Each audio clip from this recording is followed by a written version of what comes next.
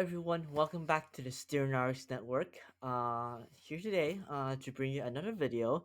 It is almost the end of 2024, and I'm excited to, bring some thoughts into some of the things that I believe pharmacy should change or something to look forward to in the next 5 years. So, today, my topic is going to be top 5 changes I want to see in pharmacy in the next 5 years.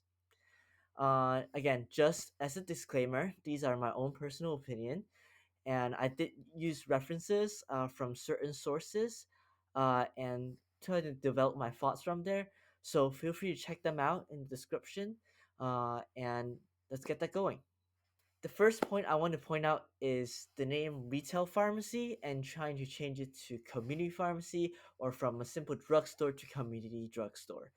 I believe that the name itself retail have certain negative connotations and somewhat derogatory, and it kind of only describes what kind of pharmaceuticals are being dispensed, right? Retail drugs or 340B drugs, or what kind of things you're doing in terms of what you're selling. Now, I believe that the name community pharmacy signifies the importance of providing services to the community, which includes medication dispensing and other clinical services that pharmacists are trained for to provide. Again, we went through the pharmacy school process either 3 years or 4 years to try to provide a better help and better access to our people around us, which includes the community, than rather just be like selling retail price pharmaceuticals. So I believe that's one of the first point I want to see in the next 5 years in the society. We are more commonly termed big chain pharmacies or other what we call retail pharmacies as a full-on community pharmacy, and we popularized that term. Second of all, I would like to see a sort of a name change in terms of clinical pharmacist to potential other terms that I would love you guys' input on as well.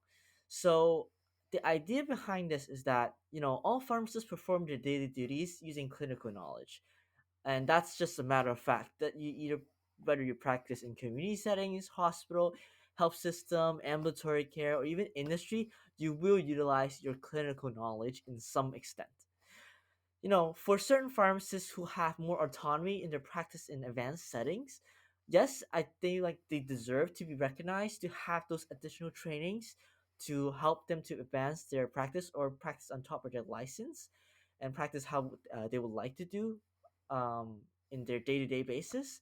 However, I believe those positions termed as or coined as clinical pharmacists would serve um, as a negative term for those who are practicing in settings such as community pharmacies who might not have as much autonomy, but still utilizing the clinical expertise. So for me, I think, you know, those positions should be classified as clinical pharmacists because it does cause divisiveness among the pharmacist community in terms of because all of us at the end of the day are practicing with clinical skills. I would like to welcome you guys to come up with better terms, but I personally think we can try to consider the term pharmacist practitioners to be a new concept to be discussed among the pharmacist community. One prime example that I can think of right now is that in California, you can acquire the certification or recognition as advanced practicing pharmacist or advanced pharmacist practitioner. I believe that kind of gave me a little idea on why I believe pharmacist practitioner might be the way to go in the near future. To recognize those who are in a more advanced position in practicing or have more autonomy in their practice. Point number three, deviation from dispensing model to clinical services that is reflected on reimbursement system. Now, we all know that in this current trend in the field of pharmacy, right, there is a good trajectory towards providing more clinical services instead of just focusing on the dispensing part.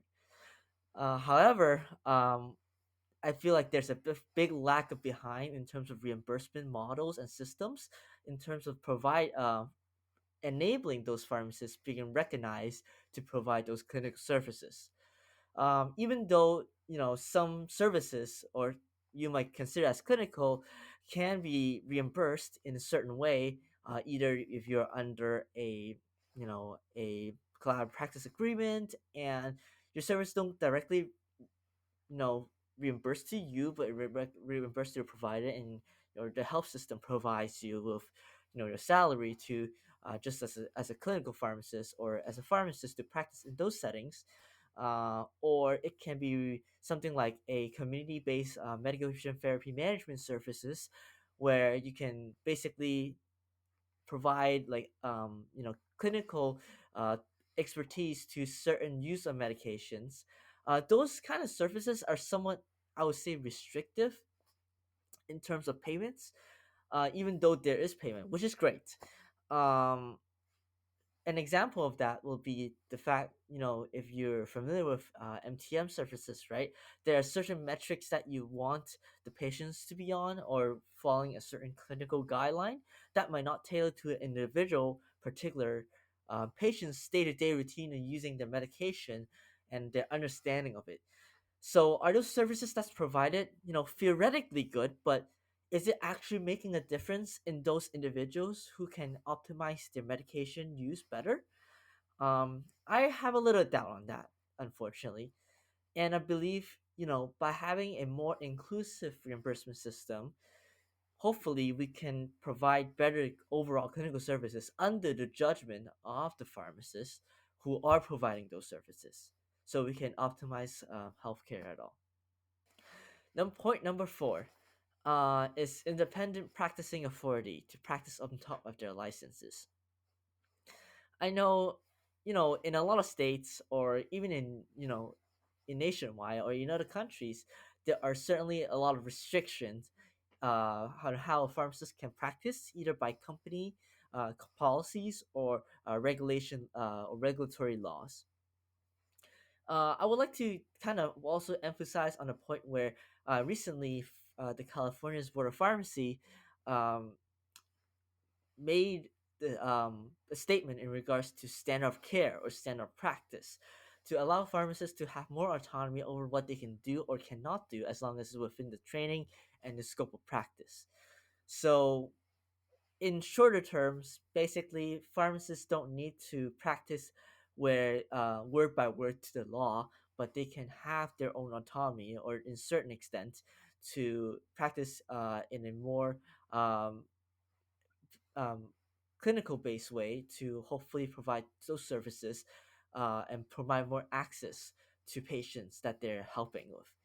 And I believe this is something that we should see across the trend across many other states, hopefully, to provide a more freedom in terms of how pharmacists can practice in their settings. Again, I also want to briefly mention in terms of collateral practice agreement among ambulatory care pharmacists or other sort of clinical pharmacists with providers, right? I think there can be a better advocacy and having more wiggle room when the contracts are being proposed in those circumstances. Point number five: to empower pharmacists to initiate change.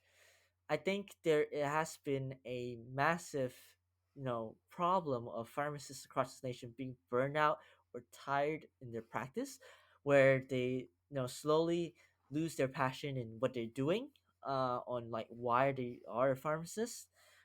There's this negative connotation where a lot of pharmacists, particularly in community settings, telling students to not go into pharmacy because they don't like where they're practicing or what they're doing.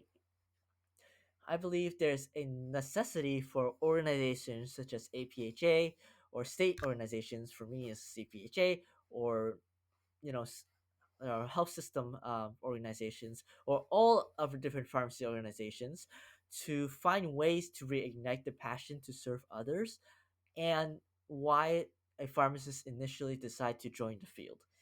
And that can be effectively done by translating legislation and regulations into practice in a more effective manner, and making pharmacists to see the difference when certain laws and regulation changes that are positive towards the field of pharmacy. I feel like there's a lot of circumstances where a pharmacist is not really aware of what's actually going on to help them to make a change to how they practice and what they're doing on a day-to-day basis. So this requires sort of a culture shift or culture change in terms of how pharmacists interpret legislative changes, and hopefully this will motivate more people into, you know, thinking of what they can do in the future as a pharmacist, because this is important for us to keep advocating for ourselves and making a better place for the field as well as for our patient population that we serve. Thank you for listening to my top 5 changes that I believe that we should see in the next 5 years. Thank you for all the support of the channel. I know I personally have been quite busy in terms of schoolwork and other involvements, so I apologize for like a lack of updates with the channel. But I really do appreciate you guys for the continued support of the channel, and we'll see you in 2025. Click a like to this video if you agree with what I said, or leave a comment if you don't, or you have additional things you want to say, especially in regards to renaming clinical pharmacists. I would love to hear your opinions on that. And press subscribe if you're new to the channel, and we'll see you soon. Thank you.